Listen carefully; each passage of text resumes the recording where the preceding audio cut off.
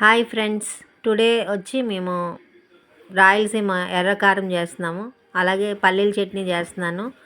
అట్లే ఈరోజు egg dosa and onion dosa రెండు వేస్తున్నాము. ఈరోజు ఫస్ట్ కారం తయారు చేయడం ముందుగా టమాటాలు, ఆనియన్స్, వెల్లుల్లిపాయలు అంటే రాయలసీమలో తెల్లగడ్డ అంటారు. అలాగే మనకి ఎంత కారం కావాలో తగినట్టుగా మిరపకాయలు వేసుకుని తగినంత సాల్ట్ వేసుకుని అన్నీ కలిపి మిక్సీ పట్టుకోవాలి. మనకి కొంచెం వాటర్ కావాలంటే కనుక మధ్య మధ్యలో వాటర్ కూడా యాడ్ చేసుకోవచ్చు.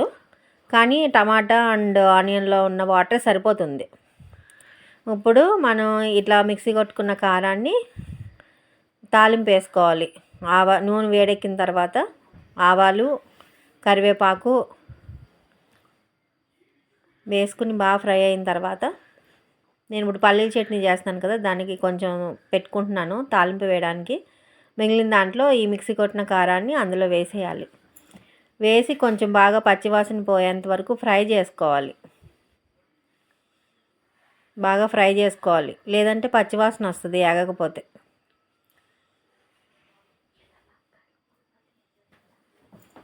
ఇట్లా వేపుకోవాలండి. కారం రెడీ అయింది. ఇది రాయలసీమ ఎర్రకారం. ఇప్పుడు పల్లీల చట్నీకి పచ్చిమిరపకాయలు బాగా ఆయిల్లో ఫ్రై చేసుకోవాలి.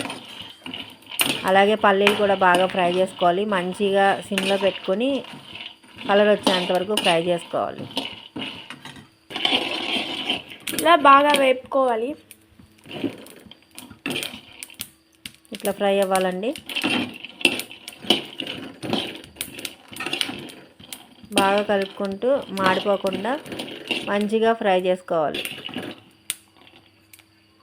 ఇట్లా మంచి కలర్ వచ్చిన తర్వాత వాటిని చల్లారి పెట్టుకోవాలి. స్టవ్ ఆఫ్ చేసేసి వాటిని చల్లారి పెట్టుకోవాలి.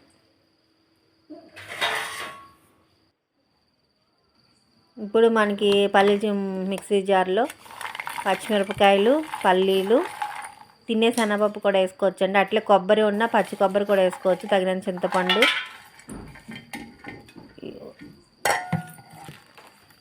ఇవన్నీ వేసుకున్నాక తగినంత సాల్ట్, కావాలంటే వెల్లుల్లిపాయ కూడా వేసుకోవచ్చు.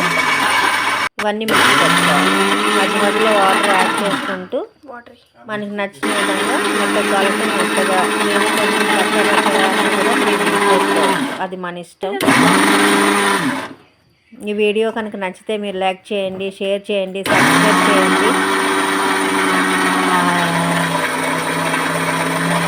Please like, share and subscribe. ఇందాక మనం తీసి పెట్టుకున్నాం కదా కొంచెం తాలింపు, ఆవాలు, కరివేపాకు, అది ఇందులో వేసుకుని కలిపేసుకోవడమే. మనకి లూజ్గా కావాలంటే కనుక నీళ్ళు పోసుకుని కలుపుకోవచ్చు. ఇప్పుడు దోశ వేద్దాం. దోశ బ్యాటర్ని రెడీ చేసుకున్నాం. ఈ దోశలు ఏంటంటే సాల్ట్, కొంచెం సోడా వేసుకోవాలండి దోశ దాంట్లో, అప్పుడు దోశలు బాగా వస్తాయి. పెనం బాగా వేడెక్కిన తర్వాత ఆయిల్ పోసుకొని దోశ వేసుకోవాలి. మనం ఇప్పుడు ఎగ్ దోశ వేసుకుంటున్నాం. అట్లా పల్చగా, మనకి ఎంత పల్చగా కావాలో అంత పల్చగా వేసుకుని దానిపైన ఎగ్ బీట్ చేయాలి. ఇట్లా ఎగ్ అంతా మొత్తం దోశకు అంతా అంటుకునేటట్టు ఉయ్యాలన్నమాట. అట్లా దానిపైన తగినంత ఆయిల్ వేసుకోవాలి. ఆయిల్ వేసుకోవడం వల్ల దోశ అతుక్కోకుండా చక్కగా కొంచెం ఉబ్బుతుంది. బాగా టేస్టీగా కూడా ఉంటుందండి. ఇప్పుడు జాగ్రత్తగా కాలిన తర్వాత 4 వేల దాన్ని కదుపుతూ తిరిగేసుకోవాలి. అట్లా తిరిగేసుకోవాలి.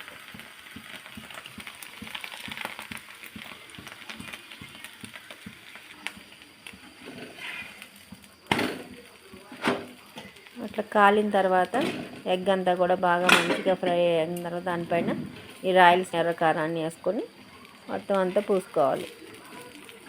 చాలామంది ఎగ్ పైనే వేసేస్తారు, కానీ అది ఏంటంటే ఒక్కొక్కళ్ళ టేస్ట్ ఒక్కో విధంగా ఉంటుంది. మాకైతే ఇట్లా ఎగ్ కుక్ అయిన తర్వాత దానిపైన వేసుకోవడమే మాకు ఇష్టము. అందుకని మేము ఇట్లా చేసుకున్నాం అంతే.